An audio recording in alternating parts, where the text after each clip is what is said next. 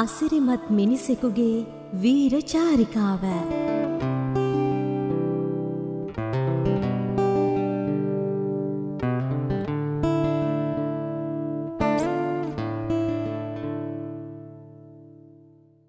ජයසුමන වීරසේකර හෙවත් ඒ.එම්.ජේ. වීරසේකර නාඳුනන මිනිසෙකුට පුදුම විදියට ඊර්ෂ්‍යා කර සිට විශ්‍රාම ගත්තේය. ඔහුගේ ඊර්ෂ්‍යාවට ලක් වූ මිනිසා ජාඇල පැත්තේය.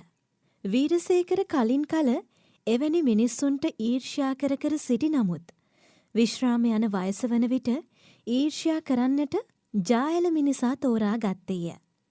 ඒ මිනිසාට දැන් වයසය. ඔහු 1970 ගණන්වල ෆොක්ස්වැගන් කාරයකින් එංගලන්තයේ සිට ලංකාවට ආසැටි සතියන්ත පත්තරයක තිබිණි. ඒ වීරසේකරලා 70 ගණන්වල කතා කරමින් සිටි ගමනකි. මෝටර් සයිකලයකින් ඒ ගමන යන හැටි කිලෝමීටරෙන් කිලෝමීටරයට විස්තර කළ ජයකොඩි නාඳුනන තුවක්කුකරුවෙකුගේ වෙඩි පහරට ලක්ව 80 ගණන්වලදී මිය ගියේය. ඉතා කුඩා වාම කණ්ඩායමක සමාජිකයෙකු වූ ඔහු සිය අනාගත මෝටර් ගමනට බාධා කරන්නේ යයි සිතන දක්ෂිණාංශික සේම වාමාංශික ඕනෑම ආණ්ඩුවක් බිහිවීමට බිය වූයේය. තමන් යාමට කැමති ගමනට ඉඩ දෙන රටක් ජේ.ආර්. ඇති කරන්නට ඉඩ ඇතැයි ජයකොඩි විශ්වාස කළත් ඔහු දේශපාලනික දැඩි ජේ.ආර්. විරෝධියෙක් වූයේය. අලුත් CB125 මෝටර් සයිකලයක් ගෙන එය ගිටාරයක්සේ ටියුන් කරමින් සිටි ඔහුගේ අදහස වූයේ වයස 45 වන විට ගමන පිටත් වන්නටය. මෝටර් සයිකලයේ යනු ඒක පුද්ගල නිදහසෙහි සංකේතයක් සේ දැක්කේය. එහෙත් එවැනි වයසකදී යෙදෙන එවැනි ගමනකදී ඔහුට අනතුරක් වුවහොත් ඒ වන විට දරුවන් දෙදෙනා සැලකිය යුතු වයසකට පැමිණ සිටින බවත් ඔහුගේ EPF අරමුදල යම් තරමකට එකතු වී ඇති බවත් ඔහු ගණන් බැලුවේය. ඉන්දියාවේ ආර්ථිකයත් විවෘත වීම අතළඟ බව ඔහු ගණන් බලා තිබිණි. 1992 හෝ 1993 ඔහු පිටත් වීමට සැලසුම් කර තිබූ වසරයි. අවුරුදු 20ක පමණ සැලැස්මක් අසාර්ථක කරමින් වෙඩි උණ්ඩේ නිකුත් විය. නිදහස්කාමී මිනිසුන්ට නොයෙක් වෙඩි උණ්ඩෙල්ල වී තිබේ. කාර් එකක ඵලයන් කෙල්ලෙකුටත් ඉඩ තියෙනවා. ඒ කාලේ මිතුරෝ ජයකොඩිට විහිළු කළහ. මේකට නගින්න කැමති කෙල්ලෙක් හම්බුනොත් නගි. අනික කාර්වල මචං රේඩියේටර් අරවා මෙව්වා හින්දා හීට් වෙන්න පුළුවන්. ෆොක්ස්වැගන් එකක් ගනින්. ඒ වගේ රේඩියේටර් නෑ. වීරසේකර කීවේය. අනික කාර් එක කියන්නේ පවුල කියන ස්ථායි හිරගෙදර ජංගම හිරගෙදරක් බවට පෙරලන එකක්. කාර් එක යනකොට නිදහස් වගේ දැනුණට ඒක ව්‍යාජ නිදහසක්. මෝටර් සයිකලේ එහෙම නෙමෙයි. ජයකොඩි විවාදයට එන්නට මෙන් කීවේය. හොන්ඩා CB බයිසිකලය දීර්ඝ ගමන් සඳහා වඩා සුදුසු වන සැටි ඔහු පැහැදිලි කළේය. පැය 10ක් 12ක් ගියත් අත් එහෙම රිදෙන්නේ නැහැ. ඉන්දියාව, පාකිස්තානය, ඇෆ්ගනිස්තානය, ඉරානය, තුර්කිය ඔස්සේ යුරෝපය හරහා ප්‍රංශයට ගොස් එතැනින් ෆෙරී එකෙන් එංගලන්තයට යන්නට ජයකොඩි සියල්ල සැලසුම් කර තිබුණේය. එක එක නගරවල නැවතී එක එක ජාතිවල මිතුරන් ඇති කරගනිමින් එක එක ආකෘතියේ සුන්දරියන් සමග රැය ගෙවා පසුවදා කවුබෝයි කෙනෙකුසේ ගමන පිටත් වන සැටි ඔහු විස්තර කළේය. අවුරුදු 20කින් යන ගමන ඔහු එදා විස්තර කළේ ඒ යන විටත් තම උද්‍යෝගී තාරුණ්‍ය එසේම පවතිති සිතන්නාක් මෙනි. ඒ පුදුමාකාර නිදහස්කාමියා වෙඩි පහරට ගොදුරුවීමේ මතකය පවා වේදනා ඇති කරයි. සිය මිතුරාගේ සිහිනේද සැබෑ කරමින් තමාගේ සිහිනය සැබෑ කරගන්නට වීරසේකර සිතුවේය. ඔහු වොක්ස්වැගන් කාරය මිලට ගත්තේ ඒ සඳහාය. ඒ විශ්‍රාම යන්නට අවුරුදු 3කට පෙරය. ඒ වන විට ඔහුට පවුල් බරක් නොතිබුණු නිසාත් කාලයක සිට ෆොක්ස්වැගන් අරමුදල ගොඩනගමින් පැවති නිසාත් එය අමාරු වියදමක් නොවිනි. එහෙත් ලක්ෂ 6කට ගත් කාර්යයට තවත් 4ක් විතර වියදම් කරන්නට සිදුවීම තරමක අමතර වැයක් විය. මන්නාරමේ සිට ඉන්දියාවට කාර් එකක් පටවාගෙන යා හැකි ෆෙරී සේවාව නැවත ඇරඹීමේ අදහස දේශපාලන නායකයෙකු විසින් ප්‍රකාශ කරනු ලැබ තිබුණු නිසා වීරසේකර සිටියේ අපේක්ෂා සහගතවය. ඉංග්‍රීසි ඕඩයහරයා උමං මාර්ගය විවෘත වී ඇති බැවින් ගමනෙහි ඒ අන්තයෙහි සාගර බාධකය දැන් නැත. උමග නැතත් ප්‍රංශය සහ එංගලන්තය අතර ෆෙරී සේවාවන් තිබේ. ගමනෙහි ආරම්භක අන්තයෙහි සාගර බහදාව තවම පවති. මන්නාරමේ සිට ඉන්දියාව දක්වා ෆෙරී සේවාවක් නොව පාලමක්ද දැමීමේ අදහසද ප්‍රකාශ වන්නට විය. එය මරා දමන ලද ජයකොඩි සහෝදරයාට කෙරෙන උපහාර පාලමක් වේ යැයි වීරසේකර සිතා තිබුණේය. පාලමක් දැමීමෙන් ලංකාවේ දිවයින් අනන්‍යතාවට හානි වේ යැයිද එවන් පාලමක් යනු ඉන්දියානු ව්‍යාප්තවාදයට දිරිදීමකැයිද සිංහල පත්තරවලට ලියූ ජාතිකවාදීන් ජයකොඩි සහෝදරයාට වඩා මරණයට සුදුසු අය බව වීරසේකර දනී. ජයකොඩි සහෝදරයාට වෙඩි තබන්නට ඇත්තේද එවැනි මානසික තත්ත්වයකින් යුතු පිරිසක් වන්නට ඇත. එවැනි පාලමක් ලංකාව ලෝකයට යා කරයි. නගරයේ සිට ගමේ යාමට පමණක් භාවිත කරන කාර්වලින් ගොස් ලෝකේ පොඩි කෑල්ලක් හෝ දැක කාර්ය නමැති උපකරණයට යම් අර්ථයක් දෙන්නට ඒ පාලම නිසා අපට ඉඩ ලැබේ. වීරසේකර අවුරුදු 2ක් කලින් විශ්‍රාම ගත්තේය. ෆෙරී හෝ පාලම් ඇතුව හෝ නැතුව මේ ගමන යාම ඒ ගමන ගැන වාර්තා ලියා තැබීම අනාගත පරම්පරාවකට හෝ ලෝකය සමග වඩා හොඳින් සම්බන්ධ වීමට දිරිදීමකි. මේ ගමන වැරදුනත් එය ඉතිහාසයේ ගොඩනැගීමට දායක වීමක් වනු නියතය.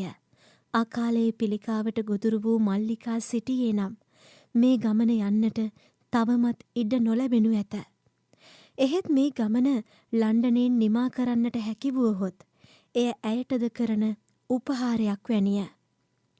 පොන්ඩිචෙරි වරාය කරා කාර් එක ගෙනියන්නට නැව් සේවාවක් සොයා ගැනීම අපහසු වූයේ නැත. ගමන පිටත් වන්නට පෙර වීරසේකර නොයෙක් විදියේ පර්යේෂණ පැවැත්වූයේය. සුදුසු පාරක් තෝරාගෙන හැකි තරම් වේගයෙන් ධාවනය කර බැලුවේය. සම්පූර්ණ වෛද්‍ය පරීක්ෂණයක් කරගත්තේය. සීනි නැත. කොලෙස්ටරෝල් ඇත. එහෙත් එයට කාලයක සිට බෙහෙත් ගන්නා බැවින් ප්‍රශ්නයක් නැත. ඔහු හවස ඇවිදින අතර දනිස් කලවා සහ කොන්දට විශේෂයෙන් ව්‍යායාම කළේය. එකම ඉරියව්වෙන් රියදුරු අසුනේ සිටීම ලෙහෙසි නැත. සැලැස්ම මෙසේය. කාර්ය නැවෙන් යයි. වීරසේකර තමිල්නාඩුවට ගුවනින් යයි. ජයන්ත පෙරේරා ඔහු සමග එහි එයි. දවසකින් දෙකකින් ආපසු වෙන ජයන්ත ලන්ඩනය කරා පරණ ෆොක්ස්වැගන් රථයෙන් යන වීරෝදාර ලාංකික පුත්‍රයා ගැන ජනමාධ්‍යට වාර්තා කරයි. ඉන්දියා ගමන ගැන වීරසේකරගේ දියණිය දන්නා නමුත් එතනින් එහාට යන ගමන ගැන සියලු සැලැස්ම සහිත ලියුමක් තැපැල් මගින් හෝ අඩු තරමින් දින 2කට පසු ඇය අතට ලැබේ. මේ ඔහුගේ ජීවිත කාලයක ප්‍රාර්ථනාවයි. ඔහු කාබුල් නගරයට යනතුරු පසු කරන සියලු නගර ගමනේ පළමු කොටස ලෙස වෙනම ලියා ගත්තේය. පොන්ඩිචේරි, චෙන්නයි, විජයවඩ, හයිදරාබාද්, නාග්පුර්, ජබල්පුර්, ජගන්සි, අග්‍රා, ජායිපුර්, බිකනේර්, අම්රිට්සාර්, ලාහෝර්, ඉස්ලාමාබාද්, කාබුල්. එතැන් සිට ඇෆ්ගනිස්තානය හරහා ගොස් ටර්කිමෙන්ස්ථානයට යාමට දැනට සිතේ ඇත. එහෙත් ඉදිරි ගමන සැලසුම් කරන්නේ කාබුල් නගරයේදීය. කාබුල් නගරයට යන විට මේ වික්‍රමාන්විත ගමන ගැන ලංකාවේ ජනමාධ්‍යයෙහි පළවන වාර්තා සියල්ල වීරසේකරට ලැබෙන්නට සැලැස්වෙනු ඇත. ඇෆ්ගනිස්තානය හරහා යාම යුද බිමක් මැදින් යාමක් විය හැකිනම් විකල්ප මාවතක් ගැන සිතිය යුතුය. කෙසේ වෙතත් කාබුල් නගරයේදී රතු කුරුස සංවිධානය වැනි ජාත්‍යන්තර සංවිධාන සමග සාකච්ඡා කිරීමට සිදුවේ. වීරසේකර යන ගමන කාබුල් කිට්ටු වන විට ජාත්‍යන්තර පුවතක් වීම වැදගත් වන්නේ අන්න එතනදීය. ත්‍රස්තවාදී සංවිධාන පවා මේ වීරයා යන පොඩි කොළපාට කාරයට තම අඩවිය හරහා යාමට ඉඩ දෙනු ඇත. මැෂින් තුවක්කු සහ රොකට් ලෝන්චර්ස් අතින්ගත් යෞවන ඇෆ්ගන් ගරිල්ලන්ගේ කැබ් රථ ශුෂ්ක ඇෆ්ගන් භූමි දර්ශනය ඔස්සේ පෙරගමන් යන සැටිත් ලංකා ජාතික දජය රැගත් තමන්ගේ කාරය ගරිල්ලා කැබ් රථය අවුස්සන දූවිලි වලාව යටින් යන සැටිත් වීරසේකරට මැවී පෙනේ. ඊට කලින් ලාහෝරයේදී ලංකාවේ අය වීරසේකරට සුබ පතන්නට මගට එනු ඇත. ජාතික කොඩිද වනමින් ආචාර කරනු ඇත. වියදමට අමතර මුදල් කොටසකුත් ඔවුන් වෙතින් ලැබේ. සමහර විට එය විශාල මුදලක් වන්නටද ඉඩ තිබේ. මේ ගමන හැකි තරම් පෞද්ගලික කාර්යක්සේ කරන්නට වීරසේකර සැලසුම් කර ඇතත් ජයන්ත පෙරේරා සහ සෝමසිරි මායාදුන්න මිතුරෝ දේවල් ලොකුවට කරන්නට කැමති අය වෙති. ජයන්ත පෙරේරා පොන්ඩිචේරිහිදී වීරසේකරට සමුදුන්නේය. ජයන්තගේ අයියා ලන්ඩනය වෙත වීරසේකර පිළිගැනීමට එහි සිටී. ජයන්ත පෙරේරා පොන්ඩිචේරිහිදී වීරසේකරට සමුදුන්නේය. ජයන්තගේ අයියා ලන්ඩනය වෙත වීරසේකර පිළිගැනීමට එහි සිටී. වීරසේකර හයිද්‍රාබාද් කරා ළඟාවීමට දින 3ක්ම ගත්තේය. පළමු රාත්‍රියේ විජයවඩ නගරයේහි කුඩා හෝටලයක නතර වී ඇඳට ගිය විට තමා යෙදී සිටින අමුතු ගමන ගැන පළමුවරට බිය දැනුනේය. එහෙත් ඉදිරියට එළඹීමට ඇති සති කිහිපය අමුත්තන් නාදුනන බවින් විස්මයෙන් පිරී ඇති බව දන්නා ඔහුගේ සිත නව යොවුන් වික්‍රමකාමීත්වයකින් පිරිණි. පසුවදාම ගරාජයක් සොයාගත් ඔහු කාරේ එන්ජින් ඔයිල් මාරු කරගත්තේය. වීරසේකර මේ ගමන පිටත් වූයේ කාර් එකේ ඉන්නට නොවේ, ලෝකය බලන්නටය. ඔහු හයිද්‍රාබාදේ දවස් 2ක්ම ගත කළේය. හුසෙන් සාගර් විලාසල විශාල බුද්ධ ප්‍රතිමාව එලෙසින් නැගී සිටින බව ඔහු එතෙක් දැන සිටියේ නැත. ඒ බුද්ධ ප්‍රතිමාව ගැන මුස්ලිම් කවීන් පවා කවි ලියා තිබීම ඊටත් වඩා පුදුමය. හයිද්‍රාබාදය මුස්ලිම් රජවරුන් විසින් ගොඩනගන ලද නගරයක් යැයි කිව නොහැකි තරම් විවිධ සංස්කෘතිවලින් පිරුණකි. අදටත් එහෙමය. ක්වීල් ක්වීතාබ් ෂා මේ නගරය ගොඩනැගුවේ දිව්‍ය ලෝකයෙහි අනුරුවක් මිහිමත තනන අදහසිනි.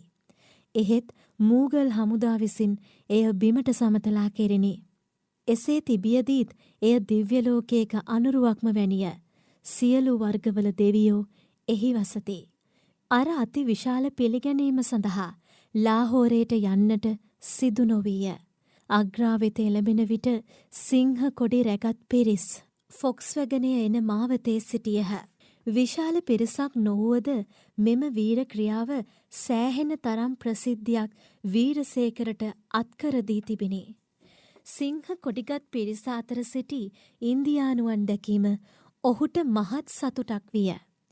සමහරු ඔහුට නොයෙක් සිංහල කෑමද සාදාගෙන පැමිණ සිටියහ. කාර් එකක එන්ජිම තිබිය යුතු තැනට ඒ තෑගිබෝග පැටවීම ඒ පිරිසට අමතර විනෝදයක් සැපයිය.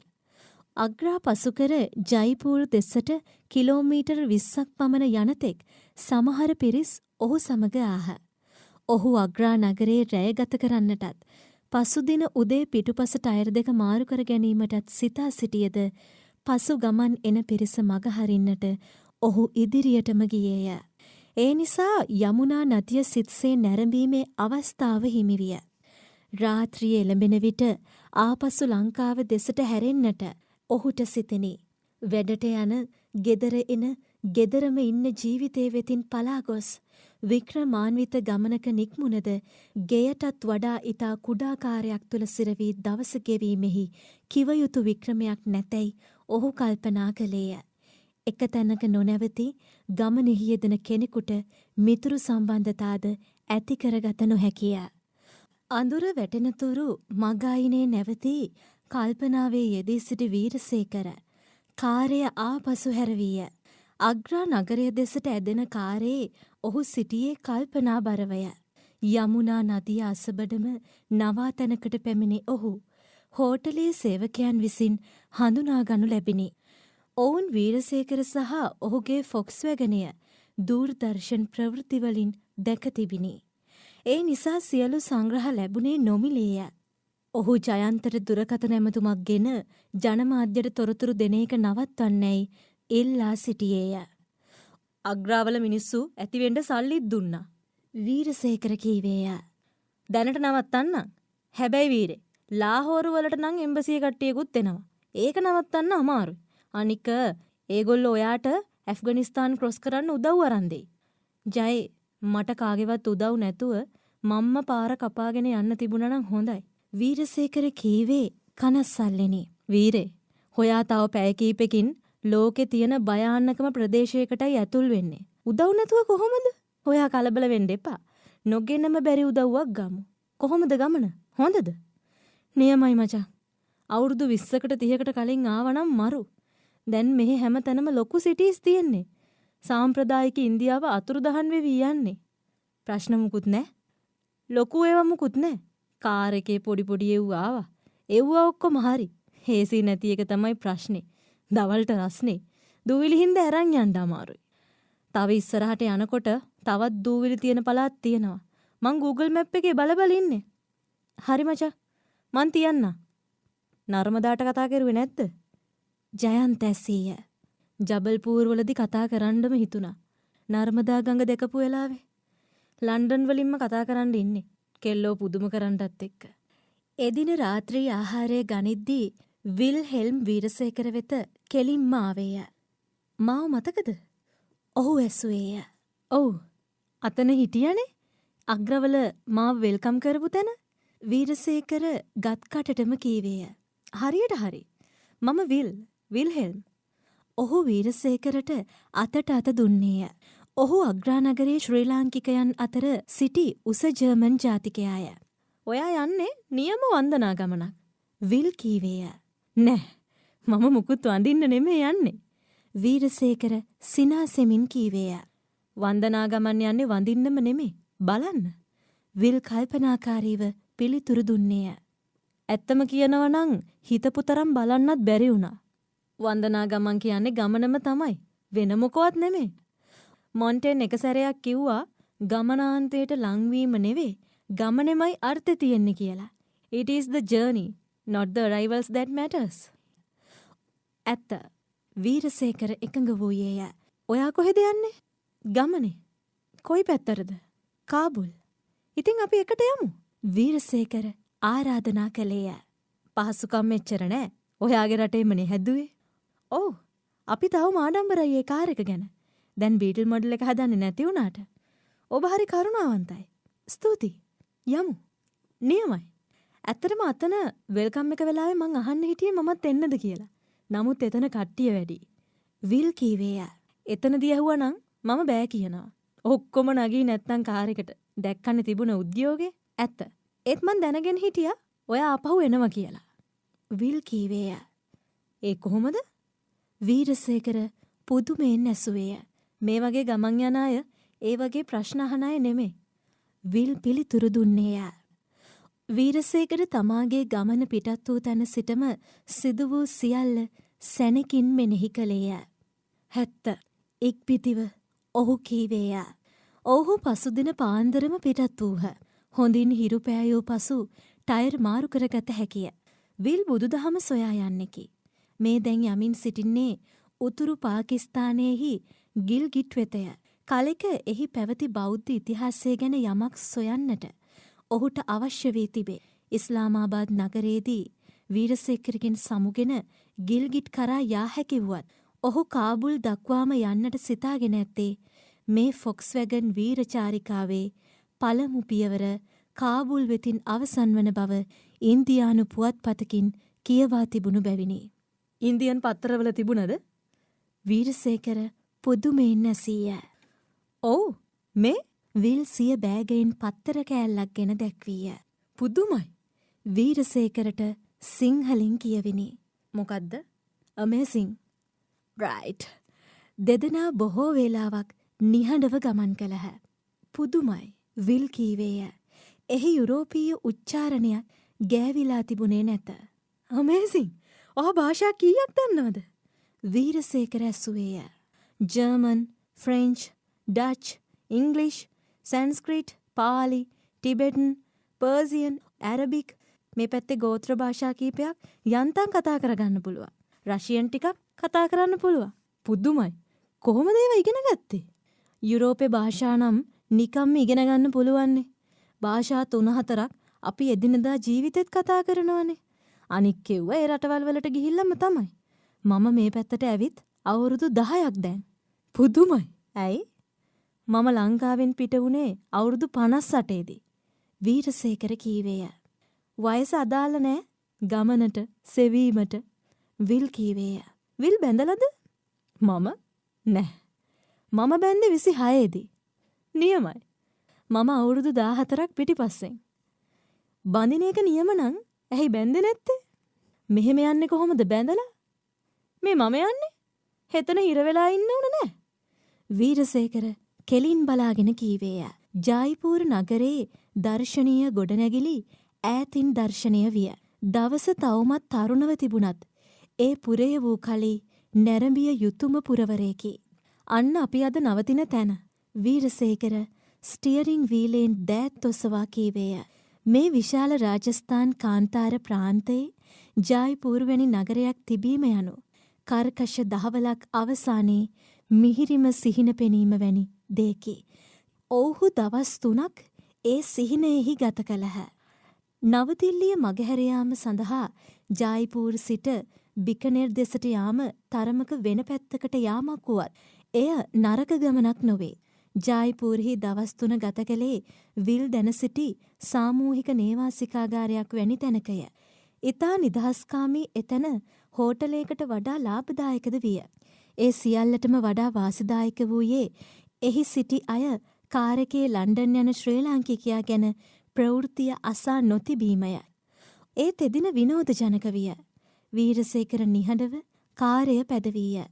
මෙය ඔහුගේ වික්‍රමාන්විත ගමන නිසා වාහනීය පැදවීමේ අවස්ථාව ඉල්ලා නොසිටින බව විල් කීවේය. ඒ වන විට දෙදෙනා හොඳින් මිත්‍ර වී සිටි නිසා තමා දින කිහිපයක් සංගවාගෙන සිටි කරුණක් ගැන කෙලින්ම කතා කරන්නට වීරසේකරට හැකිවිය. විල්, මම ටිකක් තනියම ඉන්න කැමති එක හේතුවක් තමයි මට හරියට වාත යනවා. හරි සද්දෙව්වා. දැන් අපි හොඳට යාළු හින්දා ඒක කියන්න පුළුවන්. මේ අනාතරේ ලොකු සද්දයක් ආවොත් රෝදක පැච් එකක් කියලා හිතන්න එපා. විල් හයියෙන් සිනාසුනේය. හයියෝ කියන්න තිබුණනේ. මටත් ඔය ප්‍රශ්නේ තියෙනවා. මම නම් එනකොටම දිගටම ලොකු පඩ ඇර ආවේ. මට ඇහුන්නේ අපරාදේ. මම එව්ව හිර කරගෙන දුක් විඳේ. වීරසේකර විශාල පරාජිත හැඟීමකින් කිව්වේය. ඇහෙන්නේ කොහොමද වීර? කොච්චර සද්ද එනවද මේ වින්ඩෝස් ඇරලා හින්දා? එවන් පෞද්ගලික දේවල් පවා කතා කරන තැනට විල් සමග මිත්‍රවීම වීරසේකරට සතුටකි. දැන් මේ කාර්ය වාතයක් අරින්නටවත් නිදහස් නැති තැනක් යයි සිතන්නට අවශ්‍ය නැත. අනික වීර, මිනිහෙක් සාමාන්‍යයෙන් පඩ 14ක් දවසකට අරිනවා. අවුරුද්දකට 5110යි. එතකොට ජීවිත කාලයකට කීයක්ද? අධික අවුරුදු වෙනවා අවුරුදු 4න් 4ට. හොයා හංගගෙන ඉඳලා තියෙන්නේ ඊටාම සාමාන්‍ය දෙයක්. විල් කීවේය. ඊළඟට නැවතුන ගමන් මම මෙච්චර කල් ඇරලා තියෙන පඩ ගාන හදලා බලන්න ඕනේ. වීරසේකර කීවේ ඇත්තටමය. අදෝ වාතයේහි සිට මහා සත්‍ය දක්වා ඕනෑම දෙයක් ගැන උනන්දුවෙන් ජීවත් වන මේ මිනිසා දෙස වීරසේකර පුදුමෙන් බැලුවේය. පුදුමද? විල් සිංහලෙන් ඇසුවිය. වීරසේකර සිනාසුනේය. විල්හෙල්ම් භාෂා ඉගෙනීමට පුදුම දක්ෂයෙකි. ඒ දවස් කිහිපයට ඔහු එදිනෙදා කතා කරන සිංහල වීරසේකරගෙන් අසාගෙන උගත්තේය. ලාහෝරේදී පිළිගැනීමේ අවස්ථාවට තව වැඩි දුරක් නැත. එතැනදී හමුවෙන සිංහල අයට සිංහලෙන්ම කතා කරන්නට විල් සිතා සිටි. ඒක හොඳයි. වීරසේකර සිංහල භාෂාව ලෝකයේහි පතුරවන සංස්කෘතික තානාපති කෙනෙක් කියලා පත්තරවල වැටේ. මේ ගමන ගැන නීනට කිව්වම එයත් ඇහුවා එන්නද කියලා. විල් කීවේය. නීනා කිව්වේ? අර දෙවනි දවසේ මාත් එක්ක හිටිය රෂියන් කෙල්ල. හේකි ඇෆ්ගන් නෙමේද? වීරසේකර ඇසුවේය. තාත්තා රෂියන්, අම්මා ඇෆ්ගන්. හේක තමයි. ඇස් නිල් පාට. ඇස් නිල් පාට ඇෆ්ගන් කෙල්ලෝ ඉන්නවා. රුසියන් කාරයෝ මෙහෙ එන්න කලින් ඉඳලම. ඔයා එදා රෑ හිටියෙත් ඇෆ්ගන් කෙල්ලෙක් එක්කනේ? නෑ. එයා කිව්වේ රෂියන් කියලා. පිස්සුද? එයා සම්පූර්ණයෙන්ම ඇෆ්ගන්. ජායිපූර් දක්වා ඇෆ්ගන් සහ රුසියානු මනුෂ්‍යයින් විසිර තිබීම වීරසේකරගේ පුදුමයට හේතු විය. එය ශතවර්ෂාධික කාලයක් ඉන්දියාවෙහි ස්වභාවය බව විල් කීවේය.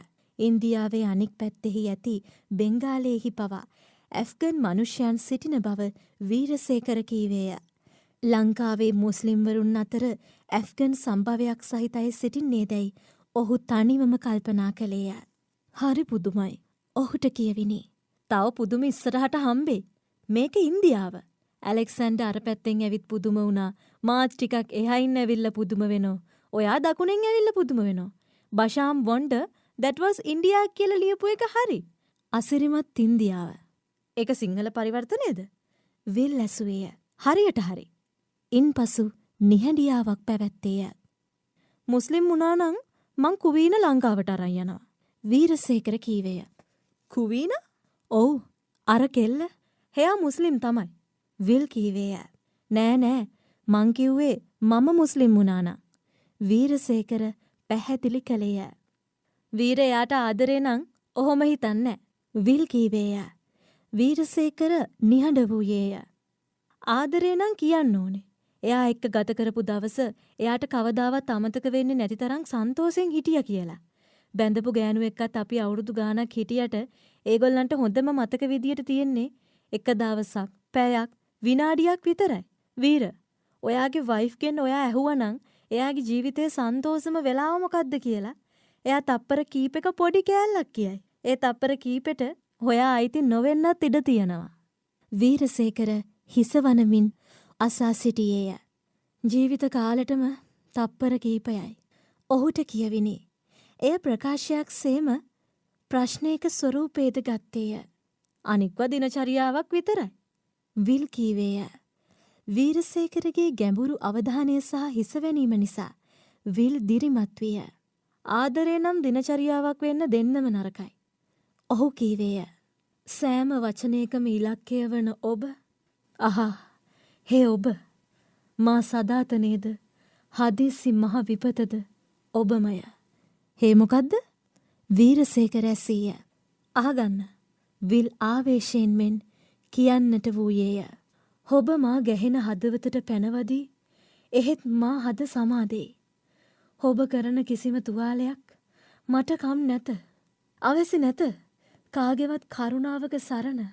අහෝ, පළපුරුදු දුනුවායාවියයි. එල්ල කරලනු මැන ඔය කදිම ඊතලය මා වෙත.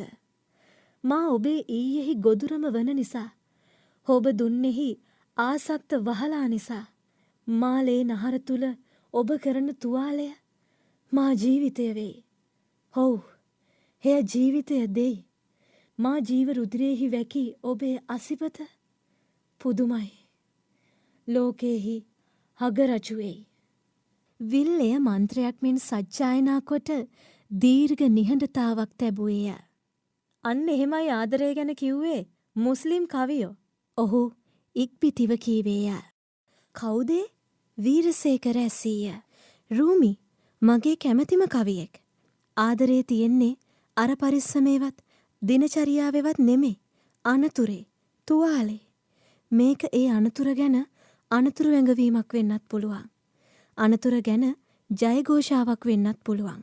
විල් මේ කියන්නේ තමාට අන් තැනකදී නොවේ නම් අන් ජීවිතයකදී ඇසුණු දෙයක් යයි වීරසේකරට සිතිනි. ඔහු මාතෘකාව මාරු කළේය. බුද්ධ ධර්මය ගැන ඔච්චර උනන්දුවයි? මමද? ඔව්. අනිත්‍ය කියන එකයි අතහැරීම කියන එකයි හරි ගැඹුරු අදහස්. විල් කීවේය. අපේ රටේ තමයි නියම බුද්ධ ධර්මය තියෙන්නේ. ඒක කියන්න අමාරුයි. වීරගේ රටේ ත්‍රිපිටක තියෙනවා. හැබැයි ටිබෙට් වලත් තියෙන්නේ ඇත්ත බුද්ධ ධර්මය. නේපාලෙත් එහෙමයි. ඇත්ත තියෙන්නේ එක තැනක නෙමේ. මගේ වයිෆ් හිටියානම් විල්ට කියලා දෙයි මට වැඩිය හොඳට. එයා සිල් ගත්තා, බණ ඇහුවා. මිය ගිය ගැන අය නැවත කතා කිරීම සුදුසු නැතැයි සිතූ විල් නිහඬ විය. විල් කියපු එක ගැන මම මේ හිතාවේ. ඇත්ත තියෙන්නේ එක තැනක නෙමේ කියලා. ඔව්. හේවන් මේ සුතං. විල් සිනාසුනේය. ටිබෙට්, නේපාල්, චීනේ, තායිලන්තේ, බුරුමේ, ජපානේ මේ ඔක්කොගෙම ගිහින් තියනවද? ඔව්. පුදුමයි. වීරසේකර කීවේය. කොහේ ගියත් ගෙදර යන්න ඕන නේද? ගෙදර එහෙමම තියාගෙන සත්‍ය හොයන්න පුළුවන්ද? බෑනේ. ගෙදර එහෙමම තියාගෙන යහපත් වෙන්න පුළුවන්ද? බෑනේ. ගෙදර හදන වඩුව දැක්කා කියලා නේද ඔයාලගේ බුදුහාමුදුරුවෝ කිව්වේ? ඔව්. විල් නිහඬ විය. එතකොට මම වඩුවෙක්ද? වීරසේකර ඇසුවේය. රාජස්ථානයේ කාන්තාරය හරහා ගමන සිතූ තරම් පහසු නොවීය. ඔටුවන් අදින කරත්තවල යන වයි වර්ණ ඇඳුම් හැඳි දුප්පත් ගැහැණුන් බලන්නට නවතින්නට ඔවුන් දෙදෙනාටම සිතිනි. බිකේනර් නගරයේ තවත් දවසක හෝ දෙකක විවේකයට සුදුසුය. මෙය පාකිස්තානයේ සහ ඉන්දියාව අතර දේශපාලන යුදමය තෙරපුම පැහැදිලිව පෙන්වන නගරයක් බව විල් කීවේය. එහෙත් ඉන්දියානු හමුදා කණ්ඩ නිතර ගැවසෙන නිසා ආරක්ෂාව පිළිබඳ ප්‍රශ්නයක්ද නැත. මේ පසුකරන නගර කරා එළඹෙන සංචාරක පිරිමියා කවුරුවත් ඔහු සාදරයෙන් පිළිගෙන මිත්‍රශීලීව ගත කරන්නට කැමති ස්ත්‍රීන් සිටීම පුදුම හිතන තරම්ය. අවුරුදු 100,000 ගණනක් නොඑක් සංචාරකයන්ගේ ගමන් මං හරහා වැටී ඇති මේ නගරවල අයට අමුත්තා යනු හුරු පුරුදු කෙනෙකි. මේ නගරවල අමුත්තා යනු ගෙදර කෙනාය. නාඳුනන දේශවලින් එන පිරිමියා ස්ත්‍රී ශරීරයේ නැමැති උද්‍යානයට එළඹෙන හැටි. ඒ පිරිමියාගේ ශරීරයේහි ගඳ සුවඳ නිදන විට ගොරවන හැටි. ඒ පිරිමියා භාෂාවෙන් බැරිනම් අතපයින් කියන දේ ආදී ඔස්සේ මෙම ස්ත්‍රීහු ලොව පුරා යති. ඒ නිසා ඔවුහු ගෙදරට හිරවුණු ගැහැණුද නොවෙති. පිරිමියා නම් අසරණ උඩඟු බොරු වීරකම් සහිත සත්වයා හොඳින් හෝ නරකින් හීලෑ කරගනිති. කොවීනා, නබීතා, ඉම්ලා යන සියලු ගැහැණුන්ගේ උණුසුම් ආදර සංග්‍රහය විඳි තවත් 100 ගණනක් පිරිමි සිටින්නට ඇත. තම ශරීරය නැමැති සුවඳවත් උද්‍යානයේ වෙත පිළිගත් සියලු පිරිමින් සේම තමාත් තමාගේ කොළ පැහැති ඉබිකාරයත් ඒ කාටවත් දැන් මතක නැති බවත් ලංකාව නම් රට ඇත්තේ කොහෙදවත් නොදන්නා ඔවුන්ගේ මනස්සිතියමෙහි තමා යන ගමනෙහි මාර්ගපතය නොපවතින බවත් වීරසේකර දනී. ලාහෝරයේ උත්සව ශ්‍රීයෙන් යුතු පිළිගැනීම වෙත ලංවන්නට පැය කිහිපයකට කලින් වොක්ස්වැගන් කාරය සුත්ලේජ් ගංගාව වෙත ලිස්සා ගියේය. දීර්ඝ කාන්තාරයක් පසුකර දූවිලි කාගෙන ආ ඔවුන්ට ඒ මනරම් නදියද හරිතවත් හාත්පසද නරඹන්නට අවශ්‍ය විය. ඒක වීර බලන්නම ඕනේ. ලස්සනම ගඟක්. ඒක වැටෙන්නේ ලෝකේ පරණම ගඟකට. මොකද්ද කියන්න පුළුවන්නේ? ඉන්දුස්. ඒක බලන්නම ඕන. මට ගංගා බලන්න බැරි වුණ එක ගැන හරි දුකයි. වීරසේකර කීවේය. ඉන්දුස් අපට බලන්න පුළුවන් ඉස්සරහදී. ක්‍රිෂ්ණා, ගෝරාවරි, නර්මදා, චම්බල්, යමුනා, සුත්ලේජ්. වීරසේකර තමා පසුකර ආ ගංගාවල නම් කීවේ ජයග්‍රාහී හැඟීමකිනි. යමක් අත්පත් කරගත් කෙනෙකුගේ තෘප්තිමත් පෙනුම ඔහුගේ මුහුණේ මතුවෙමින් එන විට ඒ දැවැන්ත ප්‍රයාමේහි පුංචි සහකාරයෙකු හෝ වන්නට ලැබීම ගැන විල්හෙල්ම්ද සතුටු විය. අනතුර සිද්ධ විය. අප කුරුණෑගල රෝහලට යන විට වීරසේකර අංකල් දැඩි සත්කාර ඒකකයට ඇතුළත් කර සිටියේය. සුනිම්නයට සිදුවී තිබුණේ සුළු තුවාල පමණි. එහෙත් ඔහු බියෙන් ගැසෙමින් සිටියේය. තාත්තා කිව්වට අහන්නේ ළඟ පාරවල් තියෙද්දි එක එක රවුම් පාරවල් වලින් යනවා. පුතාට එක එක ඒවා පෙන්න. නර්මදා කීවාය. මම කියලා තියනවා පොරේක යවන්න එපා කියලා. සුදර්ශනගේ කටහඬෙහි කෝපයක් ඇත. නර්මදා කිසිවක් කියන්නේ නැත. පොර එලවන්න ආසයි. මං කරන ජොබ් එක පොරටයි හම්බෙන්න තිබුණේ. ආසත් නැතුව නෙමේ. තාත්තනේ ළමයි දෙන්න පන්ති ගෙනියන්නයි ගේන්නේ. රිටයර් වුණා කියලා නිවනක් නෑනේ. මම නිහඬව කාර් එක එලවමි. සුදර්ශන අම්පාරයේ සිට ත්‍රිකුණාමලය කරා යන අතර මේ කතා කරන්නේ මගේ කාරේ බ්ලූටූත් ටෙලිෆෝන් සම්බන්ධතාව ඔස්සේය. ගෙදරට ඇවිල්ලා උගන්වන්න ටියුෂන් කාරයෙක් හොයාගන්න ඕන මචං. මා කිසිවක් කීවේ නැත. සුදර්ශන ගෙදරෙන්නේ සිකුරාදා හෝ සෙනසුරාදා රැටය. මචං මොනවා හරි තියනවා නම් කෝල් එකක් දීපන්. ඔහු අවසාන වශයෙන් කීවේය. හරි. උඹ නර්මදාට වෙනම කතා කරපන්. මම කීමි. ටිපර් එක වදින්න එනකොට අත්තමාව බදාගත්තා. සුනිම්න විස්තර කළේය. එය නුවර කොළඹ අධිවේගී මාර්ගයට පස්සදින දැවැන්ත කහපාට ටිපරේකි. අපි දැඩි සත්කාර ඒකකේ දොර ළඟ බලා සිටියෙමු. ලෙඩා ගැන හරි තොරතුරක් දැනගැනීමට මම වෛද්‍ය මිතුරන්ට ඇමතුම් කීපයක් ගතිමි. විනාඩි කීපයකදී එවැනි සම්බන්ධතා දෙක තුනක් මා ඇති කරගත් අතර නර්මදා ඇගේ ෆෝනය ඔස්සේ මටත් වැඩි සම්බන්ධතා සොයාගත්තාය. ෆොක්ස්වැගන් කාරය ගෙනා දවසෙහි එය සමරන්නට වීරසේකර අංකල් බ්‍රැන්ඩි බෝතලයක් ගෙනවිත් මටද ආරාධනා කළේය. සුදර්ශනද නිවසෙහි සිටින දවසකි. මගේ විට්ස්කාරය කොළපාට ෆොක්ස්වැගන් බීටලය ළඟ නවතා වහා බැස ඒ පැරණිකාරය දෙස ආසාවෙන් බලන බවක් රඟපා පෙන්නුවෙමි. හේ අසලම නවතා තිබුණේ තීන්ත සමාගමෙන් සුදර්ශනට සපයා ඇති ඒරියා මැනේජර් නිල රථයයි. තීන්ත සමාගමේ නම කාර්ය දිගටම විශාල අකුරින් ගසා ඇති ඒ ටොයෝටා ප්‍රියසයට වඩා පුදුමාකාර නිදහසක් කොළපාට ෆොක්ස්වැගන් බීටලය වෙතින් දිස්විය. සාදය පුරාම වීරසේකර අංකල් මට ෆොක්ස්වැගන් ගැන විස්තර කීවේය. සුදර්ශන සාලයට එන විට වීරසේකර අංකල් නැගිට කාර්ය වෙත ගොස් මොනවා හෝ පරීක්ෂා කළේය. සුදර්ශන වීදුරුවට ටිකක් දමාගෙන එහාට මෙහාට මාරු වුණේය. ගෙයි කොහේ තැනක සිට උගුරක් බොන ඔහු වීදුරුව එහි තබා අප වෙත ආවේය. වීරසේකර අංකල් නැවත සාදයට ආවේ ඉන් පසුවය. වෙලාවක වසන්ත පුතත් එලවලා බලන්න. මැනුවල් එලවන්න පුළුවන්නේ. හෙලවනවා නම් ඉතින් මැනුවල් තමයි. ඔටෝ එලවනවා කියන්නේ ගෑනු එලවිලි. පිරිමි එලවිල්ලෙන් තමයි ඩ්‍රයිවර්ගේ දක්ෂකම් අනින්න පුළුවන්. ඔන්න තාත්තා වසන්තට ගෑණියෙක් කිව්වා. සුදර්ශන විහිළු කළේය. නෑ. ඉතින් මැනුවල් නැත්තම් මොකද කරන්නේ? වීරසේකර අංකල් කීවේය. මාමණ්ඩියගේ වීදුරුව හිස්ව ඇති බව දුටු සුදර්ශන ඔහුගේ කාර්ය වෙත ගොස් මොනවාදෝ බොරු පරීක්ෂාවක් කළේය. අංකල් වීදුරුවට තව ටිකක් වක්කර පසකින් තැබූ විට හරියට කල්වේලා මැන්නක් මෙන් නර්මදා පැමිණ ඔම්ලට් දීසියක් තබා වහා පිට වුණාය. අංකල් උගුරක් බී වීදුරුව තැබූ විට ඇය නැවත ආවාය. මේ කාල ගණනය කෙසේ තබන්නේදැයි මට පුදුම සිටිනි. පවුලේ කිසිවෙක් අන් කිසිවෙකු ඉදිරියේ මත් පැන් නොබොයි.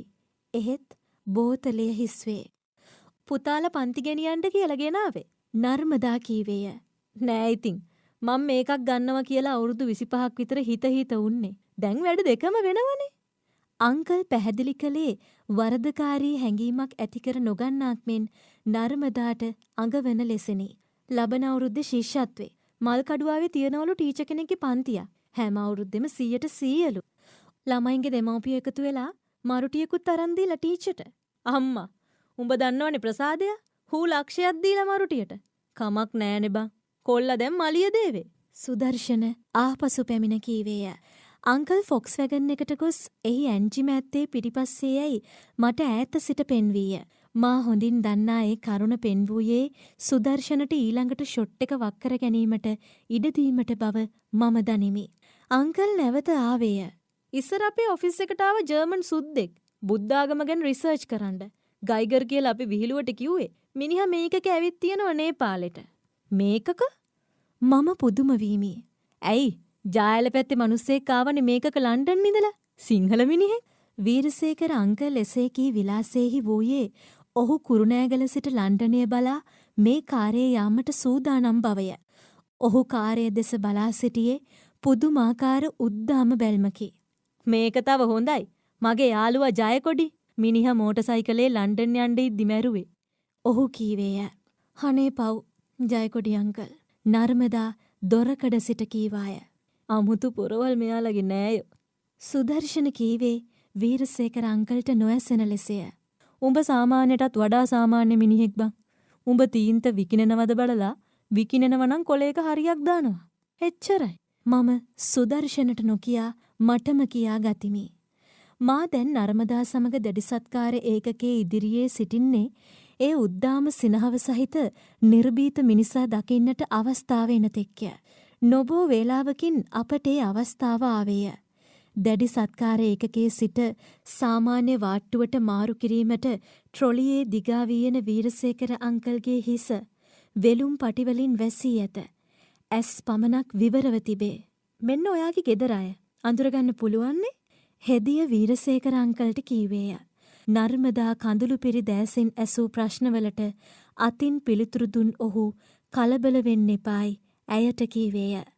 මා දෙසට ඔහු පෑ හස්ත සංඥාවෙන් කියවුනේ "තැන්ක් යූ පුතා. බය වෙන්න එපා. මම වීරසේකර යන්නය." මෙයා හරි ප්‍රසිද්ධයි. අපේම ඩොක්ටර්ස්ලත් කීප දෙනෙක්ම කතා කළා. හෙදිය නර්මදාට විස්තර කළාය. ට්‍රොලිය ඇදී යයි. දුරකථනයේ කනේ තබාගත් නර්මදාගේ දෑසින් කඳුලක් ගිලිහි කොපුල කරා පහත් වේ. ට්‍රොලිය කොළපාට වොක්ස්වැගන් බීටලයක් බවට පත්ව සුත්ලේජ් ගංගාවත් රවී ගඟත් සාර්ථකව පසුකර ප්‍රීතිഘോഷා නැගෙන ලාහෝර් පුරවරයට ඇතුළු වෙනු මට පෙනේ. විල් සහ වීරසේකර දෙදෙනාගේ සංවාදය අසාගෙන පිටුපස අසුනේ විස්ම ගැන්වී සිටින තැනැත්තා මා බව මට සහතිකය.